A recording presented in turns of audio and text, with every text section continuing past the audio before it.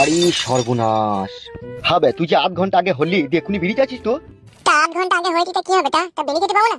উড়ি সর্বনাশ। হ্যাঁ গো আব্বা, একটা বেরিয়ে দেবা তো মন করতে কেন? শালা কি মা মেগো ছেলে রে তো, কোথা ছেলে রে তো? বড় ভাই, বৌদির বাচ্চা হবে শুনে আমি আর থাকতে পারিনি, মনটা খাকুলি বিকুলি করছিল, দুধ নিয়ে একবারে চলে এলাম। কি ব্যাপার বড় ভাই, মনটা ভারী ভারী, ছেলে হয়েছে তো খুশি হওয়া দরকার তো। কি লিয়েছিস ওইটা? ওটা কি হলো? বড় ভাই আপনি শর্টকাটে কথা বুঝেন না নাকি? এটা দুধ নিয়ে এসেছি গো। দুধ লিয়ে আইছিস?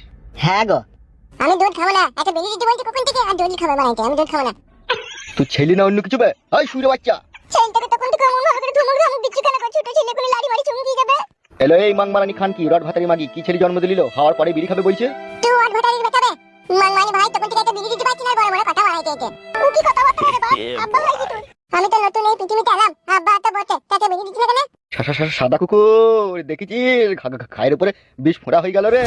বড় ভাই এ ছেলে লয়, এ ছেলে লয়, আমার মন বলছে এ ছেলে লয়, এ নিশ্চয় জিন ভূত হবে, না হলে হওয়ার পরে আবার কোনো ছেলে বিড়ি খায়? এ তো বাপের জীবনে আজকেই শুনলাম। তাই তোর মনে এখন মিডিয়া ফিডিয়া চলিয়ে এখন তো বিশাল মুশকিল হয়ে যাবে রে। ওগো শোনো, বাড়ি নিয়ে চলো আমাকে। হারে সাদা কুকুর, এ কি জন্ম দিলাম রে আমি?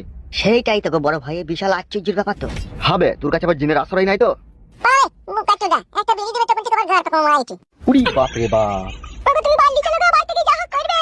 শালা কি ছেলে জন্ম দিলাম রে আমি, হ্যাঁ?